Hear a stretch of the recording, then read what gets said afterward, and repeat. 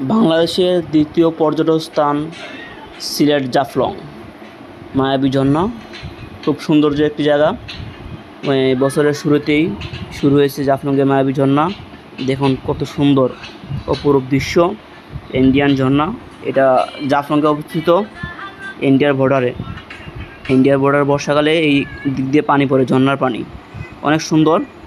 যারা যারা এখনও আসেন নাই, এই নতুন বছরে আপনারা সবাই আসতে পারেন, এই ঝর্ণাটা ঘুরতে পারেন। ঝর্ণাটা খুবই সৌন্দর্য এবং ঝর্ণার আশপাশে অনেকগুলো ছোটো ছোটো দোকান আছে। ইন্ডিয়ান কসমেটিক, অনেক ভালো ভালো পণ্য এগুলো পাওয়া যায়। এখানে ঘুরতেও পারবেন, ইন্ডিয়ান কসমেটিকও নিতে পারবেন।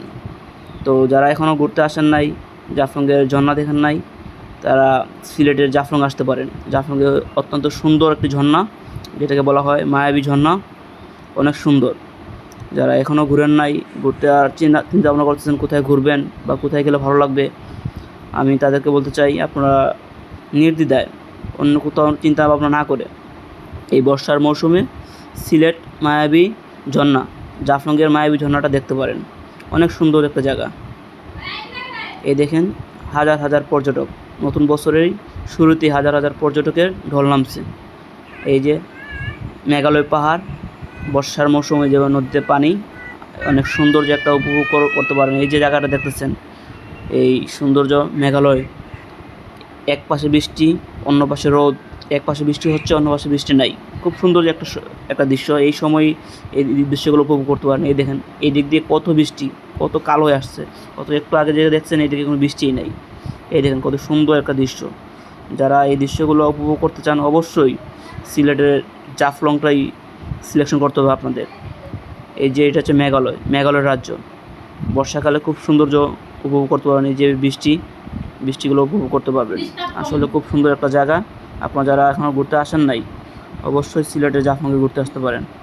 এই যে ছোটো ছোটো বোটগুলো আছে, এগুলো ভাড়া করে নিয়ে জিরো পয়েন্টের ঝুলন্ত ব্রিজ, পাহাড়, পানি, পাথর এবং মায়াবী ঝর্ণাটা দেখতে পারেন। অনেক সুন্দর একটা জায়গা। এগুলো বোট তেমন একটা টাকা না, জনপ্রতি 100 টাকা করে নেয়, পুরো স্পটগুলো ঘুরে নিয়ে আসে। তো এই দেখেন এই পানির মাঝে ঘুরতে পারেন, অনেক সুন্দর পানি, নীল পানি। এটা হচ্ছে জাফলংয়ের জিরো পয়েন্টের দৃশ্য। এটা বর্ষাকালের, পুরাটাই বর্ষাকালের দৃশ্য। এখন আসলেই সেই দৃশ্যগুলো উপভোগ করতে পারবেন। অনেক সুন্দর একটা জায়গা। যারা চিন্তা ভাবনা করছেন কোথায় ঘুরলে ভালো হয় এই বর্ষার মৌসুমে, আমি আপনাদের বলবো কোনো চিন্তা ভাবনা না করে সিলেটের জাফলংয়ের স্পটটা ঘুরতে পারেন। অনেক সুন্দর একটা জায়গা। বর্ষার মৌসুমে রিমঝিম বৃষ্টির মাঝে অনেক সুন্দর একটা জায়গায় ঘুরতে পারবেন। অনেক ভালো একটা জায়গা। যারা এখনও আসেন নাই, জাফলংয়ে আসতে পারেন। অনেক সুন্দর। এই যে কত সুন্দর, কত সুন্দর পাহাড়ি বৃষ্টি হচ্ছে, ঢেউ, কত সুন্দর একটা জায়গা।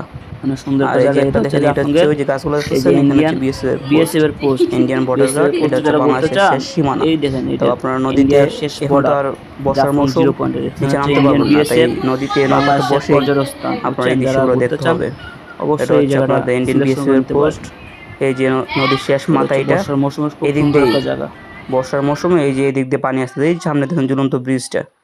তো এখন এই সময়টা আসলে আপনারা এই যে একটা বর্ষার যে মৌসুম, বর্ষার যে বিষয়গুলো, এগুলো উপভোগ করতে পারবেন। কত সুন্দর। এই যেখানে এই যে পানির স্রোতে, মানে এই যে বর্ষাকালের যে একটা পানির স্রোত, এই পানির স্রোতে কিন্তু হাজার হাজার টন পাথর পানিতে ভেসে আসতেছে। আপনারা আসলে এই দৃশ্যগুলো অবশ্যই দেখতে পারবেন। তাই আপনারা দেরি না করে, আপনাদের যদি চয়েসফুল কোনো জায়গা সিলেকশন করে থাকেন, তাহলে অবশ্যই সিলেট জাফলংকে চয়েসফুল করে নিতে পারেন, এই জায়গাটা ঘুরতে পারেন। এই যে দুই পাহাড়ের মাঝখানে ঝুলন্ত ব্রিজ, এটি হচ্ছে নদীর শেষ প্রান্ত। আমাদের বাংলাদেশ নদীটা এখান থেকে শুরু হয়েছে আর কি। আপনারা এই জায়গাতে দেখতে পারবেন যে বাংলাদেশের একটা নদী, যে পিয়াইন নদী বলা হয়, এই পিয়াইন নদীর এখান থেকে শুরু হয়েছে। এদিক থেকে বাংলাদেশটা বলা হয় পিয়াইন নদী, আর ওই পাশটা বলা হয় ইন্ডিয়ান ডাউকি নদী। এই হচ্ছে ইন্ডিয়ার মেঘালয় প্রদেশ। এই যে বৃষ্টি হচ্ছে, কত সুন্দর বৃষ্টি হচ্ছে। আপনারা এখন আসলে আর কি এই যে সৌন্দর্যগুলো সুন্দর করে উপভোগ করতে পারবেন। অবশ্যই সবাইকে এখানে আসার জন্য আমন্ত্রণ রইল। আপনারা সবাই সিলেট জাফলংয়ে আসুন, মায়াবী ঝর্ণা উপভোগ করুন এবং জাফলংয়ের এই যে দৃশ্যগুলো আছে এগুলো উপভোগ করুন, খুব ভালো লাগবে। এই দেখেন এই যে জায়গাগুলো খুবই সুন্দর।